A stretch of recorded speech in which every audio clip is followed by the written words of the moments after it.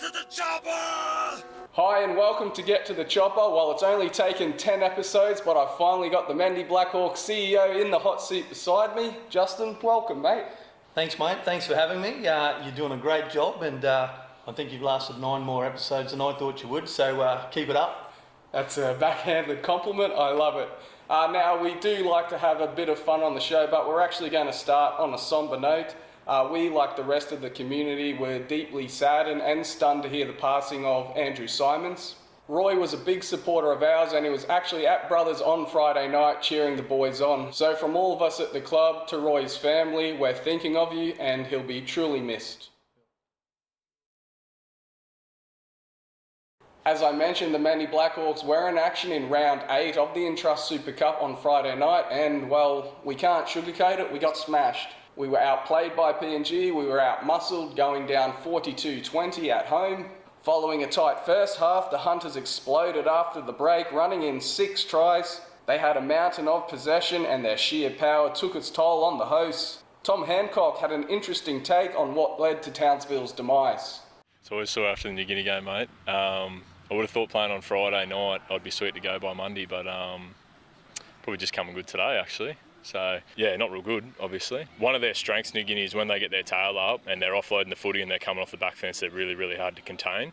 And because we found ourselves under a little bit of scoreboard pressure, we were going for the short kickoffs to try and get the ball back. They weren't working out, and then they were getting possession in good parts of the field, which, again, you know, they're so big. There's only probably so many tackles that can be reasonably expected to be made on those blokes close to the try line before you're going to crack, really. And I think that it would have been good if we demonstrated a bit more resilience than we did. A bit disappointed with some of the efforts that we came up with. But I think that, and it's going to sound a little unusual, because our defence was obviously off the pace, but there was quite a lot of pressure on our defence because of the way that we attacked and the way that we struggled in attack and the way that our attack didn't put much pressure on New Guinea. So there'll obviously be some efforts in defence that weren't up to scratch, and obviously don't concede 40 points to defend well. But I actually think our attack's more of a concern than our defence. And I think that'll be the focus. So it's not all doom and gloom. We didn't play well. We got beaten soundly, and we'll have a chance to redeem ourselves this weekend. Josh Chudley's shoulder injury in the first minute didn't help, especially given the sort of defensive workload he gets through. Yeah, mate. As Tom mentioned, the attack just didn't quite click, and Josh, as he often does, took off from dummy half, made a great breakout first set. So losing an NRL quality hooker like Chuds, early in the game, he's just hard to replace, and he's a captain, he's a leader of the team. So it was up to the boys to step up after losing him. They didn't quite do that, but look, give it to the Hunters. They played fantastic. You give them an inch, they'll take a mile. They're big, strong blokes. They ran hard, and they had great crowd support there. They hadn't seen them here for 3 years, and the Hunters brought their game, definitely. Yeah, and I guess every time they scored, you could see them run up to the fence, run up to the flags, hug the crowd, and it was kind of hard not to be enthused, even though it was against us. Yeah. Oh, look, they're a very vocal crowd, and it makes our crowd get a little bit more vocal too. So, it was an enjoyable game other than the loss.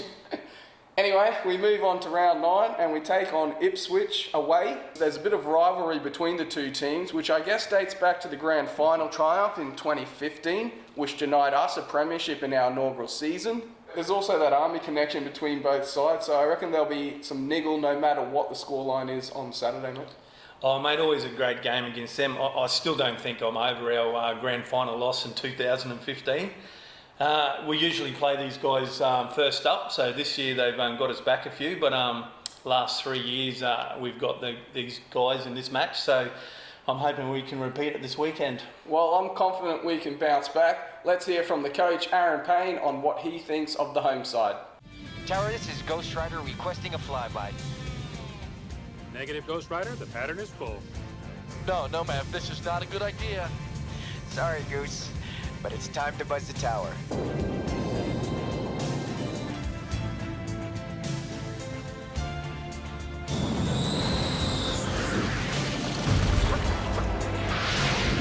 Goddamn son of a bitch!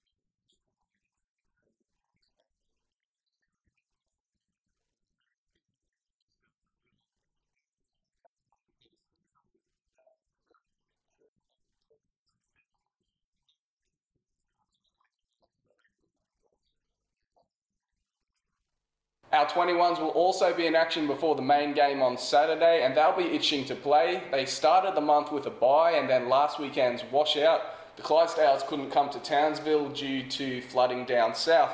Now, while we're talking about our younger sides, a shout out to one of our women in the under-19s team, Theo Mosby-Nona, who's been named in the Queensland Sapphire side to play at the National Championships next month, selected on the back of her strong performances in the Harvey Norman under-19 women's competition.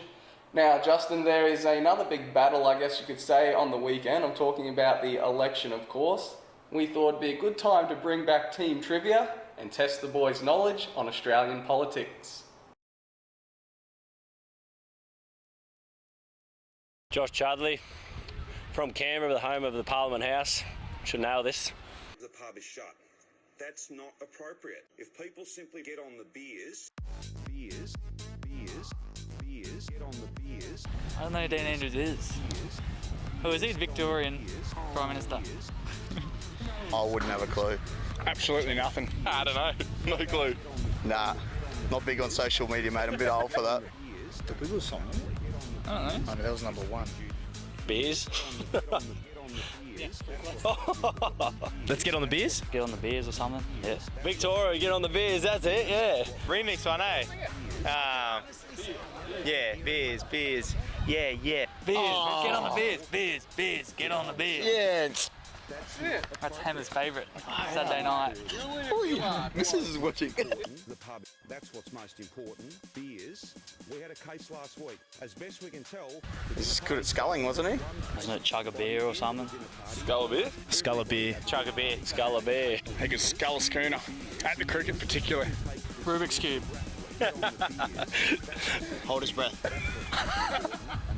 I didn't even know Bob Hawkins is Prime Minister. Neither do I. That's dumb, but 11 seconds, hold your breath. You could do that. beers, get on the beers. Sharks, I think. Sharkies. Sharks. Sharks. Sharkies. Cronulla Sharks. Sharkies. Sharks. I was just going to say that. Cronulla, yep. Get on the beers. That's what's most important. Beers, that's what's True? True. Yeah, Prime Minister. Was a Prime Minister, yes. Was. What's his name? Yeah, I know it. I just can't think of it right now. Tony Abbott. Tony Abbott. That's Tony Abbott, and he was the Prime Minister at one stage. Good rig, but looking good in those Speedos. Had lunch with him once at the local cafe. rapidly. Get on the beers. That's your civic duty. Beers. Get on the beers. That's what's most important. Hey, she was the Prime Minister of Australia. She cheated, didn't she? She was a Prime Minister. I think she cheated on her husband. Former Prime Minister. At Parliament, you know, it's going off. Former. Is that an answer? Was a Prime Minister. It's wrong. A Prime Minister. She was a Prime Minister, and she was the first female Prime Minister of Australia. Oh, yeah. Get on the beers. If people Albanese. Could you put that in a sentence? Anthony Albanese is the opposition leader. There you go. Because you got me at my lowest. I'm good with maths. Can there be an adding up question? Oh, I can't spell. ALB. ON. EN. Oh. I was going to get it wrong anyway. SE. ALBAN. ISE. AL. No, he smiled. EL. No. No. Sorry. ALB. ALA. No, ALB. AN. E. Z. ALBON. EZE. ALB. ENESE. ALB ANESSEY.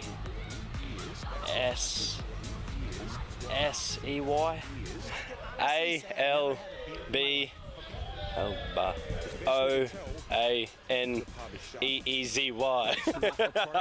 They spell Albanese. ALBANESE. As long as some of the players get worse than me, otherwise don't put me in it. Right, one. Fez, Jeff Doyle, Pezzola. Things. This is from Mendi, Canberra. Justin, I remember Mal Meninga had a very brief stint in politics before he went on to guide Queensland to a dynasty in the Origin series. Can you see any of our boys stepping into politics post-football? Oh, I don't know, mate. I reckon Jalen Finney's always got plenty to say, so it could be a career there after footy, Jalen. Yep, he's never short of a word or spinning a good yarn, so there it is, Jalen. That's your next move post-footy. Now we're going to talk a bit of local league, Justin, and all 3 games went ahead, albeit with a few field changes due to last week's wet weather. Western Lions won well over Centrals after their clash was moved from the Sports Reserve.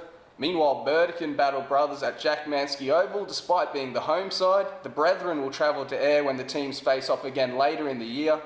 Roosters coach Josh Stowers wasn't using a difficult preparation as an excuse for his team's loss though, while Brothers coach Michael Parker-Walsh praised his side's attitude. We only got to train on Saturday. Obviously we had to wait till all the rain stopped, and half the team's in Burdekin and there's a few in Townsville. So the one thing they don't lack is effort. They're always having a crack. They're never giving up. So we just got to be a little bit better. That's all, mate. Just certain times in the game where we should have put points on the board, but we dropped balls and just taking the wrong options. Brothers were clinical and everything, in all the little 1% areas, and we just couldn't match with them in the end there. But early in the season, so we'll just have to get back to the drawing board and work on it at training.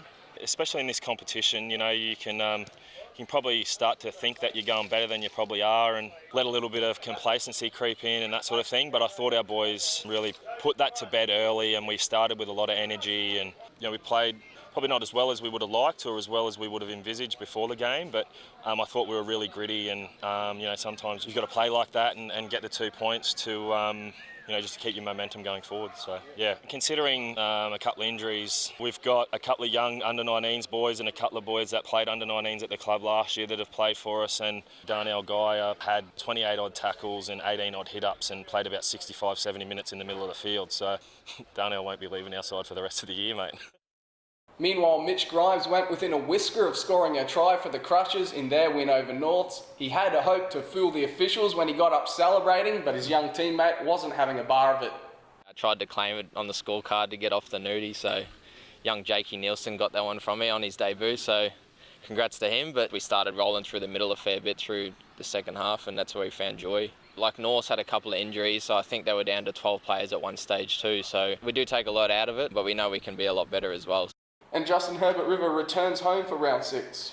Yes, mate. Saturday showdown with Central should be a beauty. Tigers looking to rediscover some of that form they showed in the early rounds.